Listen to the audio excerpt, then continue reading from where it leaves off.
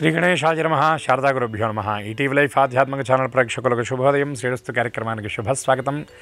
కార్యక్రమంలో భాగంగా శుభతిథి అంశాల్లో నేటి పంచాంగ వివరాలు చూద్దాం. ఆంగ్ల తేదీ 2వ తేదీ 8వ నెల 2024 సంవత్సరం శుక్రవారం. స్వస్తి శ్రీ చాంద్రమాన శ్రీ క్రోధినామ సంవత్సరం దక్షిణాయనం గ్రీష్మ ఋతువు ఆషాఢమాసం కృష్ణపక్షం త్రయోదశి తిథి మధ్యాహ్నం 3:42 వరకు, తదుపరి చతుర్దశి. ఆర్ద్రా నక్షత్రం మధ్యాహ్నం 12:16 వరకు, తదుపరి పునర్వసు నక్షత్రం. హర్షణ యోగం మధ్యాహ్నం 1:52 వరకు, తదుపరి వజ్రయోగం. వణిజకరణం మధ్యాహ్నం 3:42 వరకు, తదుపరి భద్రకరణం. వర్జ్యం రాత్రి 12:32 నుండి 2:10 వరకు. దుర్ముహూర్తం ఉదయం 8:31 నుండి 9:21 వరకు. తిరిగి దుర్ముహూర్తం మధ్యాహ్నం 12:43 నుండి 1:34 వరకు. అమృత ఘడియలు ఈనాడు అభావం అనగా అమృత ఘడియలు లేవు. రాహుకాలం ఉదయం 10:30 గంటల నుండి 12 గంటల వరకు, యమగండం మధ్యాహ్నం 3 గంటల నుండి 4:30 గంటల వరకు. ఇక ఈనాటి విశేషం, రోజంతా కూడా త్రయోదశి ఉన్నప్పటికీ మధ్యాహ్నం తర్వాత చతుర్దశి ఉండటం వల్ల కృష్ణ చతుర్దశి శివపర్వంగా చెప్పబడుతుంది. దీన్ని మాస శివరాత్రి అని అంటారు. ఈ మాస శివరాత్రి యొక్క విశేషం ఏమిటి అంటే, నిర్గుణ నిరంజన నిర్వికల్ప నిరాకార పరబ్రహ్మ సగుణ సాకారంగా లింగరూపంగా స్థాణువుగా ఆవిర్భవించినటువంటి రోజు కృష్ణ చతుర్దశి అనగా బహుళపక్షంలో వచ్చేటటువంటి చతుర్దశి.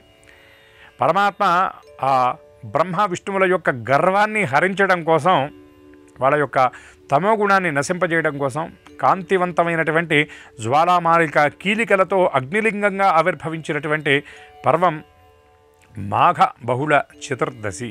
దీనిని మహాశివరాత్రి అని అంటారు. సంవత్సరానికి ఒక పర్యాయం వచ్చేటటువంటి దాన్ని మహాశివరాత్రి అంటారు. ప్రతి మాసంలో వచ్చేటటువంటి కృష్ణ చతుర్దశిని మాస శివరాత్రి అంటారు. ఇలాగే పక్ష శివరాత్రి అని, యోగ శివరాత్రి అని, నిత్య శివరాత్రి అని కూడా ప్రత్యేకంగా చెప్పబడుతుంది. ఈ అమావాస్యకు ముందొచ్చేటటువంటి ఈ చతుర్దశి నాడు శివారాధన ఎందుకు చేయటం అంటే, చంద్రమా మనసో జాతః, చంద్రుడు అనేటటువంటి వాడు మనఃకారకుడు. చంద్రుడి యొక్క కళలన్నీ క్షీణించి అమావాస్య సమయంలో చంద్రకిరణాలు భూమిని తాగేటటువంటి పరిస్థితి ఉండదు. అటువంటి మనఃకారకుడైనటువంటి చంద్ర విన్నెలలు లేనటువంటి సమయంలో చిత్త సంబంధమైనటువంటి క్లేశాలు అనేక మందికి వస్తూ ఉంటాయి. మానసికంగా కొన్ని రకాల ఇబ్బందులు అనేవి వస్తూ ఉంటాయి. కాబట్టి అసలు మానవుడంటేనే మనయేవ మనుష్యాణం కారణం బంధమోక్షయోహో అని చెప్తారు. అంటే మనస్సు చేత నియంత్రింపబడేవాడు కాబట్టి వీడిని మానవుడు అని అన్నారు. అహంకార మమకారాలకు, బంధాలకు, బాధ్యతలకు మనస్సు కారణభూతం అవుతుంది. అటువంటి మనస్సుని నిరోధించడం అనేది ఈ చంద్రుడు లేనటువంటి చీకటి రోజుల్లో అసాధ్యం. కనుక ఈ సమయంలో చిత్త వృత్తిని నిరోధించి చిత్తాన్ని శివాయత్తం చేసి శివారాధన చేసినట్లయితే ఆయన బుద్ధిని ఆయన నియంత్రిస్తాడు. ఎందుకంటే భగవంతుడి గురించి చెప్తూ ఒక మాట చెప్తారు, నదేవాహ ఎష్టిమాదాయ రక్షంతి పశుపాలవత్ ఎంతు రక్షతు మిచ్చంతి తంతం బుద్ధ్యా నియుంజతే అని చెప్తారు. నదేవాహ దండమాదాయ, భగవంతుడు భక్తుల్ని రక్షించడం కోసం ఆయన కర్ర పట్టుకొని ఉండడట. ఎంతు రక్షతి మిచ్చంతి తంతం బుద్ధ్యా నియుంజతే, ఏ రూపంలో ఆయన మనుషుల్ని రక్షిస్తాడు అంటే బుద్ధి రూపంలో ఆయన రక్షిస్తాడు. అందుకే బుద్ధిమ్యాన ప్రచోదయాత్ అని బుద్ధిని ప్రచోదింపజేయమని మనం ఆయా మంత్రాల్లో ప్రత్యేకంగా చెప్తాం. అంటే బుద్ధి రూపంలో భగవంతుడు ఉంటాడు. అటువంటి భగవంతుడు మన బుద్ధిని నిరోధించడం కోసం ఈ చీకటి రోజులుగా చెప్పబడేటటువంటి చతుర్దశి తిథి నాడు శివారాధన చేయమని చెప్పారు. లోకమంతా చీకటి కమ్మినటువంటి వేళ, అజ్ఞానం ఆవరించినటువంటి వేళ బ్రహ్మ విష్ణువులకు సైతం ఆయన జ్ఞానోపదేశం చేయడం కోసం అగ్నిలింగంగా ఆయన ఆవిర్భవించినట్టుగా ఈ చీకటి నిండినటువంటి లోకానికి కాంతి పంచడం కోసం, అజ్ఞానం చీకటి రూపంలో నల్లగా చెబితే సుజ్ఞాన వీచికలను అందించడం కోసం పరమాత్మ కృష్ణ చతుర్దశి నాడు ఆవిర్భవించాడు. ఈనాడు శివ పూజ, శివ దర్శనం, శివారాధన, శివస్తోత్ర పారాయణ చాలా విశేష ఫలవంతం. ఎందుకంటే యద్వారే మత్తమాతంగా వాయువేగా స్థురంగమాహ చంద్రబింబాననా నార్య శివపూజా విధేహ ఫలమని శాస్త్రవచనం. ఏ ఇంటి ముందైతే మత్తమాతంగా మదించినటువంటి ఏనుగులుంటాయో, వాయువేగా స్థురంగమాహ వాయువు కంటే వేగంగా పరిగెత్తినటువంటి గుర్రాలు, ఇవాళ పరిభాషలో చెప్పాలంటే బాగా ఖరీదైనటువంటి కార్లు, చంద్రబింబానన నార్య మంచి అందమైనటువంటి స్త్రీమూర్తులు ఏ గృహంలో అయితే ఉంటారో ఆ గృహస్థుని చూచి మనం అనుకోవాలట శివపూజా విధేహే ఫలం. ఈ మహానుభావుడు గత జన్మలో చేసినటువంటి శివపూజా ఫలంగా ఈ ఐశ్వర్యం లభించింది అని అనుకోవాలి. అటువంటి ఐశ్వర్యాన్ని ఇచ్చేటటువంటి మహానుభావుడు ఈశ్వరుడు. ఆయనకేం కావాలి? గుక్కెడు నీళ్లు, గుప్పెడు పత్రి, చిటికెడు విభూతి ఆయనకి ఇస్తే చాలు ఆయన ప్రసన్నుడవుతాడు. విభూతిర్భూతిరైశ్వర్యం అని సమస్త విధాలైనటువంటి ఐశ్వర్యాలను ఆయన ప్రసాదిస్తాడు కనుక అటువంటి శివానుగ్రహం అందరికీ పరిపూర్ణంగా లభించాలని శివనామ స్మరణ పురస్సరంగా స్వస్తి.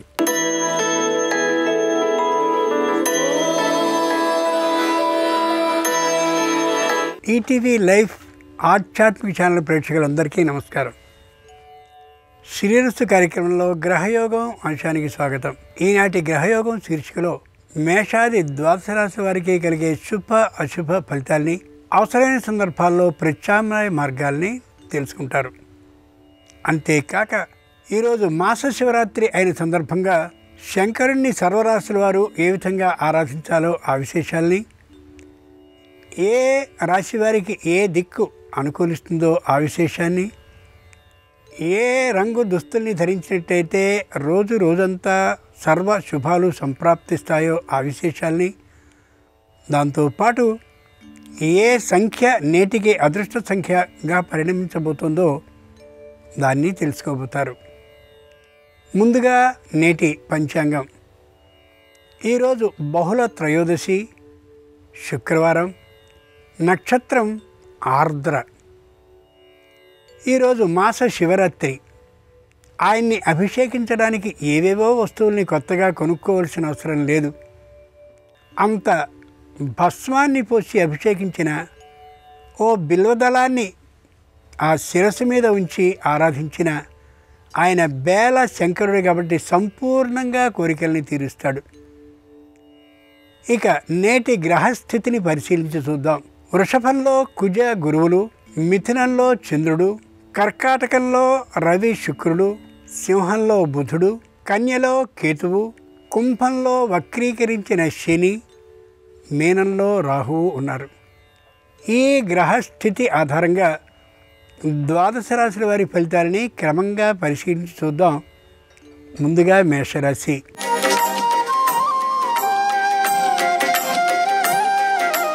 ఈరోజు మేషరాశి వారి ఫలితాలని పరిశీలించి చూస్తే ఇతరుల పనిని తల మీద వేసుకున్నటువంటి కారణంగా సొంతమైనటువంటి పనులు ఆగిపోయే లేదా వాయిదా పడే అవకాశం గోచరిస్తోంది.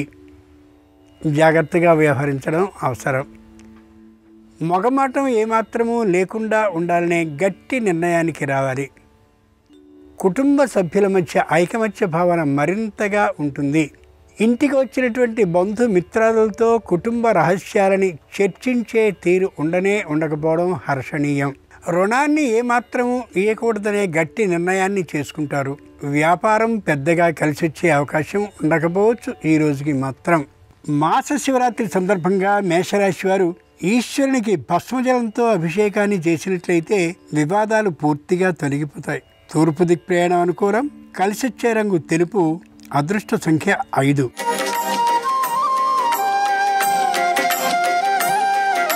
ఈరోజు వృషభ రాశి వారి ఫలితాలని పరిశీలించి చూస్తే సంపూర్ణ సంతృప్తి భావనతో ఉంటారు. కుటుంబంలో ఏ విధమైన సమస్య లేకుండా ఉండేందుకు అనుక్షణం ప్రయత్నాన్ని చేస్తూ విజయ పథంలో ఉంటారు. అధికారులతో ఏ విధమైన వివాదాలు లేకుండా ఉండేందుకు అనువైన ప్రయత్నాల్ని చేస్తారు. తమకున్నటువంటి ఇంటిని పెద్దదైనటువంటి ధరకి అమ్మాలనేటటువంటి ఆలోచనలో ఉంటారు. కానీ ఎన్ని ప్రయత్నాలు చేసినా అది సాధ్యపడకపోవచ్చు. ప్రభుత్వానికి చెల్లించవలసినటువంటి పన్నుల్ని అలాగే ఇతరమైనటువంటి బకాయిల్ని సకాలంలో తీర్చడానికి విశేషమైనటువంటి ప్రయత్నాన్ని చేసి మొత్తానికి సాధించుకోగలుగుతారు. మాస శివరాత్రి సందర్భంగా వృషభ రాశి వారు కాశీ విశ్వేశ్వరుణ్ణి కుంకుమ జలంతో అభిషేకించినట్లయితే దాంపత్య అన్యోన్య భావం వెల్లివిరుస్తుంది. ఈశాన్య దిక్ ప్రయాణం అనుకూలం. కలిసొచ్చే రంగు ఎరుపు. అదృష్ట సంఖ్య 3.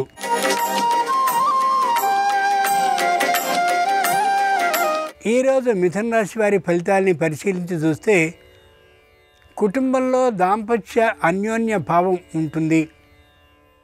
కుటుంబ ఐకమత్య భావన కోసం తీవ్రమైన ప్రయత్నాలను చేస్తారు కానీ అంతగా ఫలించకపోవచ్చు.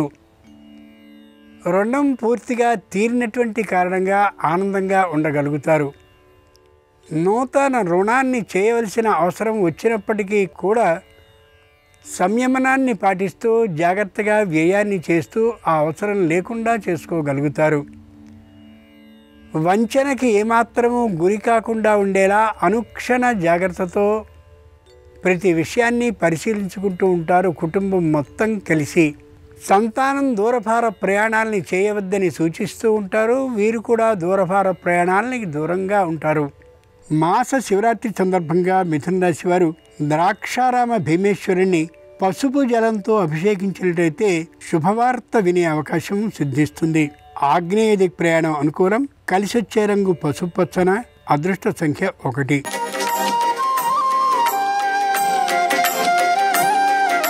ఈరోజు కర్కాటక రాశి వారి ఫలితాలని పరిశీలించి చూస్తే మానసికంగా ఉత్సాహంగా ఉంటారు.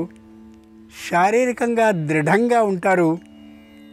అనారోగ్యం కలుగుతుందేమో అనే భయ భావనతో మాత్రం గోచరిస్తూ ఉంటారు. వృత్తుల్లో అనారోగ్యం ఏమాత్రము ఉండదు. తాత్కాలికమైనటువంటి ఆనందాన్ని ఏమాత్రము ఇష్టపడకుండా శాశ్వతమైనటువంటి ఆనందం కోసం తగినటువంటి ప్రయత్నాలని చేస్తారు. పదవీ విశ్రాంతిని పొందినటువంటి వారు ఆస్తిని పెంపొందించుకోవడం కోసమని రుణాన్ని చేయాలనే ఆలోచన ఏమాత్రము కలిగి ఉండరు. సంతానం ఒత్తిడి చేసినా దానికి తల ఒగ్గకుండా ఉంటారు. అది ఆహ్వానించదగినటువంటి పరిణామం. మాస శివరాత్రి సందర్భంగా కర్కాటక రాశి వారు శ్రీశైల మల్లికార్జున స్వామిని బిల్వ దళాలతో పూజించినట్లయితే ధర్మ బుద్ధి పెరుగుతుంది. వంచన ఆలోచన రానే రాదు. దక్షిణ దిక్ ప్రయాణం అనుకూలిస్తుంది. కలిసొచ్చే రంగు నీలం. అదృష్ట సంఖ్య 4.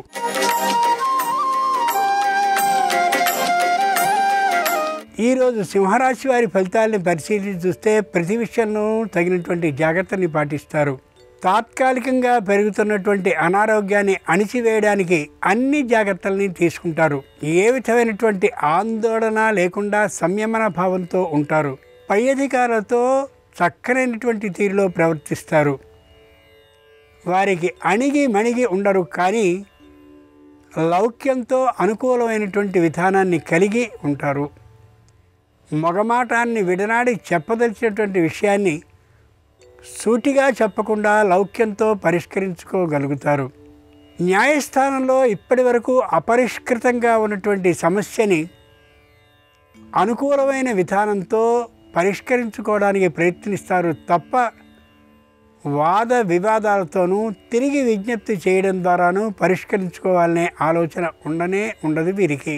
మాస శివరాత్రి సందర్భంగా సింహరాశి వారు శ్రీకాళహస్తీశ్వరుణ్ణి శుద్ధ జలంతో అభిషేకించినట్టయితే గ్రహదోషాలు పూర్తిగా తొలగిపోతాయి. నివృత్తి దిక్ ప్రయాణం అనుకూలం. కలిసొచ్చే రంగు నలుపు. అదృష్ట సంఖ్య 6.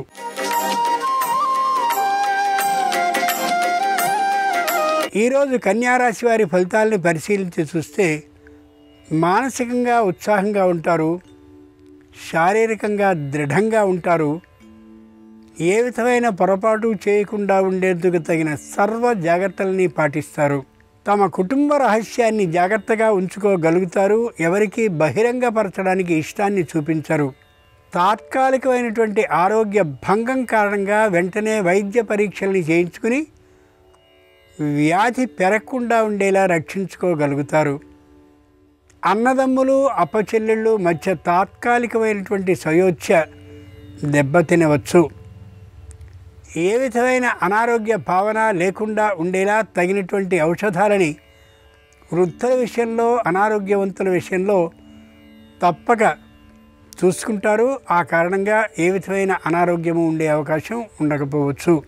మాస శివరాత్రి సందర్భంగా కన్యారాశి వారు అర్ధనారీశ్వర స్వరూపాన్ని పంచ పుష్ప జలంతో అభిషేకించినట్లయితే సమస్య పరిష్కారం అవుతుంది. పశ్చిమ దిక్ ప్రయాణం అనుకూలం. కలిసొచ్చే రంగు తెలుపు. అదృష్ట సంఖ్య 8.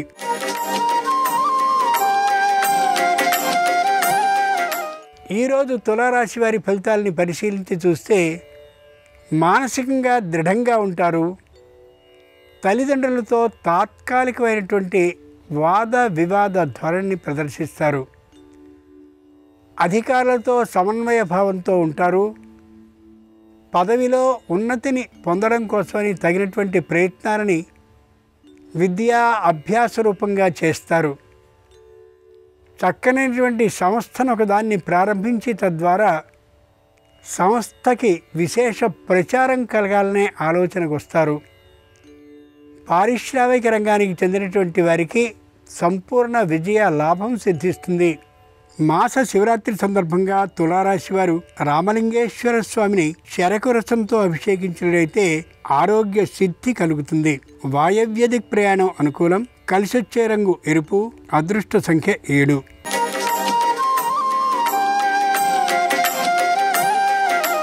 ఈరోజు వృశ్చిక రాశి వారి ఫలితాలని పరిశీలించి చూస్తే ఒకప్పుడు ఉన్నటువంటి కోపాన్ని పూర్తిగా తొలగించుకుంటారు. ఒకప్పుడు ఉన్నటువంటి పట్టుదలని పూర్తిగా తొలగించుకోగలుగుతారు. కాలం నేర్పినటువంటి పాఠాలకి అనుగుణంగా నిదానంగా ప్రశాంతంగా ప్రవర్తిస్తూ ఉంటారు. వ్యాపార సంస్థని ప్రారంభించిన కారణంగా చేసినటువంటి రుణాన్ని తీర్చుకునేందుకు నెలసరి వడ్డీలని కడుతూ ఉండేందుకు తగినటువంటి ప్రయత్నాన్ని చేస్తూ మాట రాకుండా మాట పడకుండా ఉండేలా ప్రయత్నాన్ని చేస్తూ విజయాన్ని సాధిస్తారు. దూర ప్రయాణాలని చేయవలసి వచ్చినప్పుడు మధ్యవర్తుల్ని పంపుతారు తప్ప తాము వెళ్లకుండా జాగ్రత్త పడతారు. వస్తు నష్టం వస్తు చౌర్యం లేకుండా ఉండేలా సర్వవిధాలైన జాగ్రత్తల్ని తీసుకుంటూ కనిపిస్తారు ఈ రాశివారు. ఈ రోజున మాస శివరాత్రి సందర్భంగా వృశ్చిక రాశి వారు కోటిలింగాలని పంచామృత జలంతో అభిషేకించినట్టయితే ధన ప్రాప్తి ఆకస్మికంగా అవుతుంది. ఉత్తర దిక్ ప్రయాణం అనుకూలం. కలిసొచ్చే రంగు ఆకుపచ్చన. అదృష్ట సంఖ్య 5.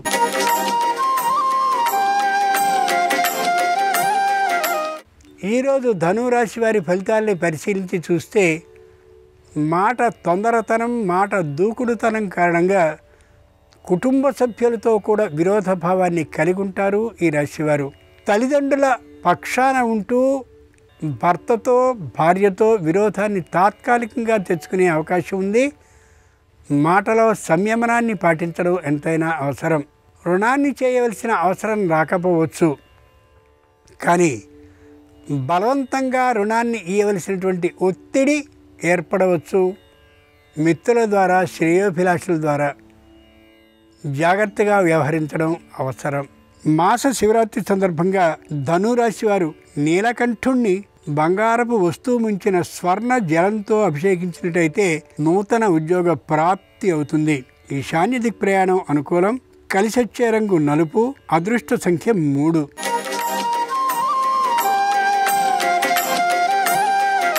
ఈరోజు మకర రాశి వారి ఫలితాలని పరిశీలించి చూస్తే శారీరకంగా నిరుత్సాహంగా ఉంటారు. మానసికంగా ధైర్యం లేకుండా ఉంటారు. తాత్కాలికమైనటువంటి అనారోగ్యం శరీరంలో ప్రవేశించినటువంటి కారణంగా మానసిక భయంతో ఉంటారు. ఇంటి తిండిని మాత్రమే ఇష్టపడుతూ ఆరోగ్యాన్ని పరిరక్షించుకునే ప్రయత్నాల్ని ప్రారంభిస్తారు.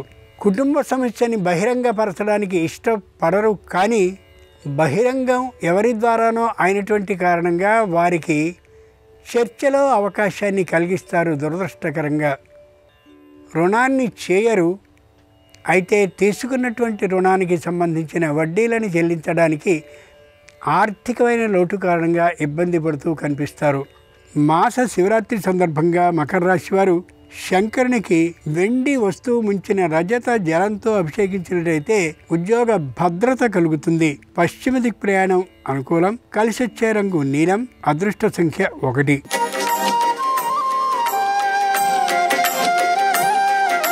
ఈరోజు కుంభరాశి వారి ఫలితాలని పరిశీలించి చూస్తే సంపూర్ణమైనటువంటి గుంభన విధానంలో ఉంటూ కుటుంబ సభ్యులకి కూడా విషయాల్ని తెలియచేయకుండా ఉంటారు. వృత్తిరీత్యా పొందగలిగినటువంటి రుణాన్ని ఎవరికీ తెలియకుండా పొందడం అనేది చర్చాస్పదమైనటువంటి విషయంగా పరిణమిస్తుంది కుటుంబ సభ్యుల మధ్య. ముఖ్యమైనటువంటి ప్రైవేటు రంగ సంస్థల నుండి రుణాన్ని తీసుకోవడం మరింత హానికరంగా పరిణమించవచ్చు.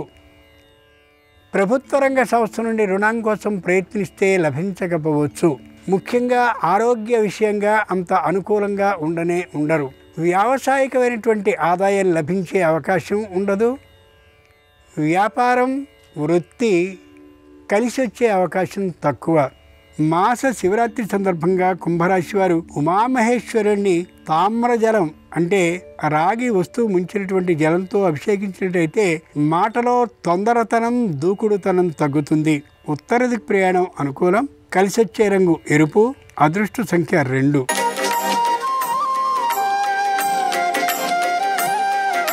ఈరోజు మీనరాశి వారి ఫలితాలని పరిశీలించి చూస్తే ఏకాగ్రత లోపించినటువంటి కారణంగా లెక్కలకి సంబంధించిన ఉద్యోగాలను చేస్తూ ఉండేటటువంటి వారు పొరపడే అవకాశం గోచరిస్తోంది. అదృష్టవశాత్తు పొరపాటుని వెంటనే గ్రహించగలుగుతారు. వ్యాపారానికి సంబంధించినటువంటి ప్రయత్నాలని పెంచడం కోసం చేస్తారు, కానీ అవి అనుకూలించే అవకాశాలు తక్కువ. ఆర్థికమైనటువంటి లోటు కారణంగా రుణాన్ని తీసుకోవాల్సినంత స్థాయి రావచ్చు, కానీ రుణానికి భయపడి తీసుకోరు. సకాల నిద్ర భోజనాలు ఉండే అవకాశం చాలా తక్కువ. మాస శివరాత్రి సందర్భంగా మీనరాశి వారు పార్వతీ పరమేశ్వరుని కాశీ గంగా జలంతో అభిషేకించినట్టయితే దైవ ధ్యాన బుద్ధి పెరుగుతుంది. దక్షిణ దిక్ ప్రయాణం అనుకూలం. కలిసొచ్చే రంగు పసుపు పచ్చన.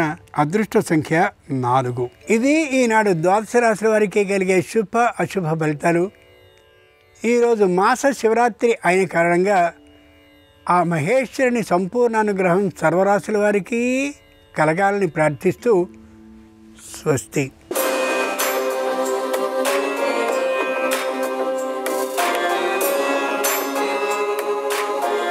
నమస్కారం. మాస శివరాత్రి రోజు ఈశ్వరుణ్ణి ఏ విధంగా పూజిస్తే విశేషంగా ఆర్థిక ఆరోగ్య కుటుంబ సమస్యల నుంచి సులభంగా బయటపడవచ్చో నేటి పరిహారాలు పరిష్కారాలు అనే అంశంలో పరిశీలిద్దాం. మాస శివరాత్రి రోజు ప్రధానంగా ప్రదోష కాలంలో చేసే అభిషేకానికి విశేషమైన ప్రాధాన్యత ఉంటుంది. కాబట్టి సాయంకాలం ప్రదోష కాలంలో స్ఫటికలింగానికి లేదా పాదరస శివలింగానికి లేదా నర్మదా బాణలింగానికి అభిషేకం చేసుకుంటే చాలా మంచిది. అభిషేకం చేసేటప్పుడు కూడా కుశోదకము అంటే దర్భలు కలిపినటువంటి జలాలతో శివుడికి అభిషేకం చేయటం ద్వారా శివానుగ్రహం సంపూర్ణంగా కలుగుతుంది.